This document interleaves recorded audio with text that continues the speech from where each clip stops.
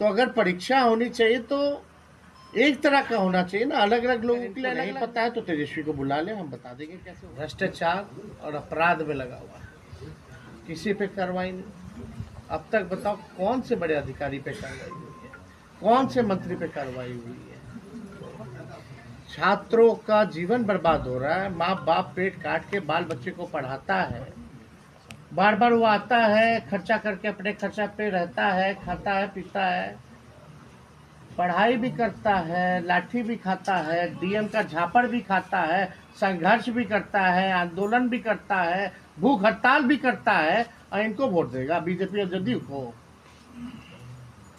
और नौकरी भी नहीं मिलेगा, परीक्षा भी रद्द हो जाएगा, उम्र भी निकल जाएगा, तो नौकरी कब मिलेगा। तो ये गंभीर विषय है और माननीय मुख्यमंत्री अपने सीएम हाउस में कैद हो चुके हैं। संवाद पे निकले, निकलने के लिए हमारे चाचा श्री को 2,25,78,00,000 रुपए चाहिए। एक तरफ कहते हैं बिहार गरीब राज्य है, इतने खर्चीले मुख्यमंत्री। ये अधिकारियों की लूट की छूट की यात्रा है। आपके कितना किलोमीटर है गर्दनी बाग, आपको जाने की जरूरत नहीं, छात्र ही आ जाएंगे, 3-4 लोग ही आएंगे, कम से कम उनसे तो संवाद कर लीजिए जो बिहार के भविष्य है। तो नहीं, 5 लाख नौकरियां हम लोगों ने बांटी थी, कई ऐतिहासिक काम उस कार्यकाल में हम लोगों ने किए। जाति आधारित गणना हुआ, हम लोगों ने आरक्षण की सीमा बढ़ाई।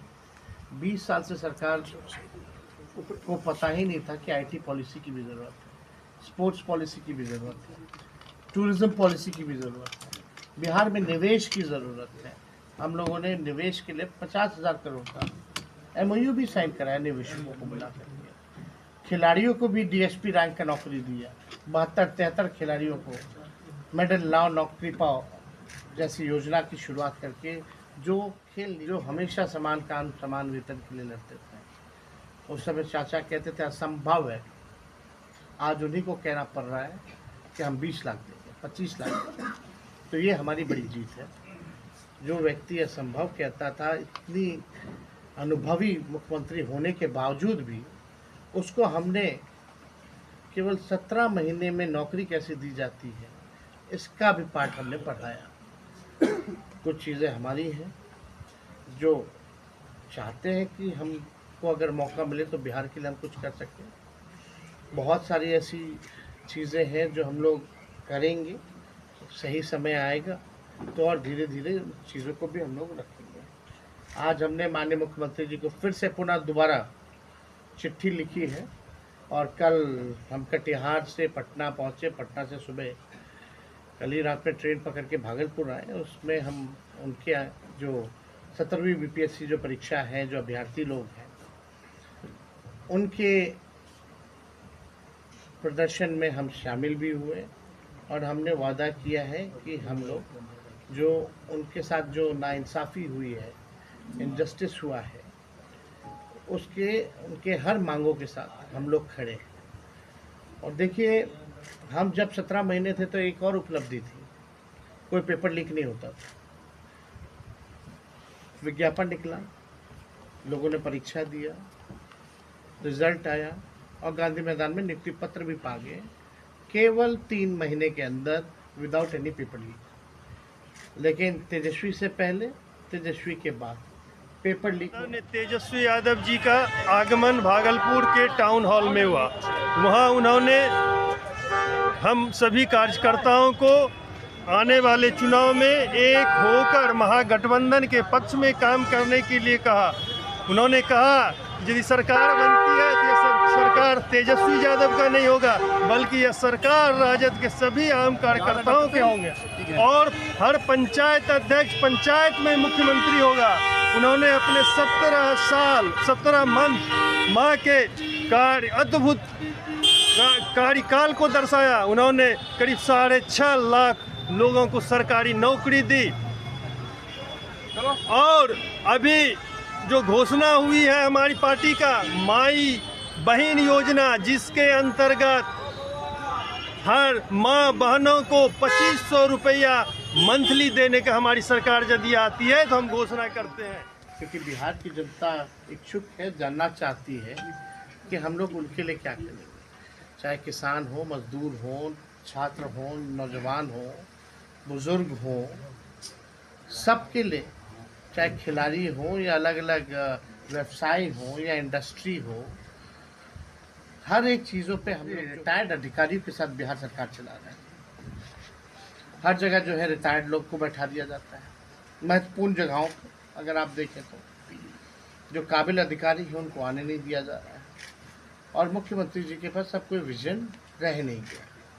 4-5 लोग जो हैं उन्होंने मुख्यमंत्री जी को हाईजैक कर लिया है और मुख्यमंत्री जी को कई चीज़ें से जो है अवगत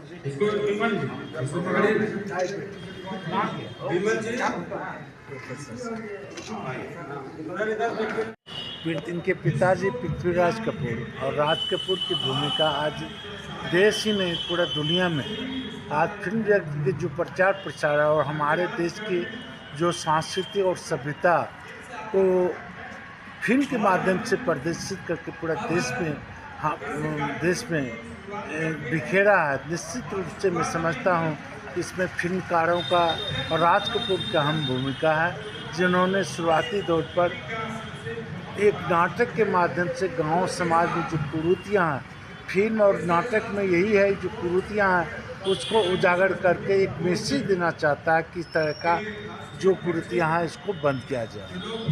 और ये राज कपूर भागलपुर में कभी नहीं, लेकिन हाँ ये है कि तीसरी कसम के फिल्म में जो घनेश्वर नाथ रेड्डी का कहानी था उसी पर तीसरी कसम पता पर तो उसमें राज कपूर जी अररिया किशनगंज के जो नेचुरल उसका ब्यूटी था, जहाँ के वो कहानी था, वहाँ का फिल्म आया था। कपूर जी के जन्म उत्सव में हम तो कहते हैं कि देश का हर युवा राज कपूर के पद चिन्ह, उसके आदर्शों, उसके विचारों को सही यहाँ पर राज कपूर जी के 100वें साल में आज एक कार्यक्रम राज कपूर के चेहरे पर है। वो चेहरा बिरले मिलता है और जो भोलापन उन्होंने दुनिया में एक साधारण व्यक्तित्व में आंचलिक कथाकार थे। उनकी एक रचना थी मारे गए गुलफाम, उस पर तीसरी कसम फिल्म बनी थी जिसमें राज कपूर साहब ही नायक थे और उन्होंने बिहार को जिया था। बिहार की माटी की खुशबू उनके अभिनय में साफ दिखी थी। और पूर्व में ये कटिहार जिला जहाँ से रेणु जी आते हैं वो भागलपुर जिले का चौबे जी जो हमारे राष्ट्रीय महासचिव हैं और हम लोग के प्रवक्ता भी हैं। अगर आप कुछ दो शब्द बोलना परिचय आप नंद किशोर पंडित राष्ट्रीय अध्यक्ष जी के 100वीं वर्षगांठ पे हम लोग मनाने जा रहे हैं।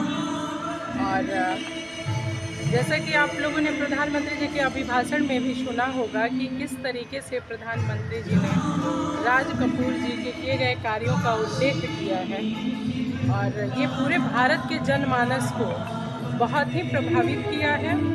और मैं आज अपने राष्ट्रीय अध्यक्ष जी जो जिनका ये सोच है, चूँकि कहीं ना कहीं कर ये अंग का जो परिक्षेत्र है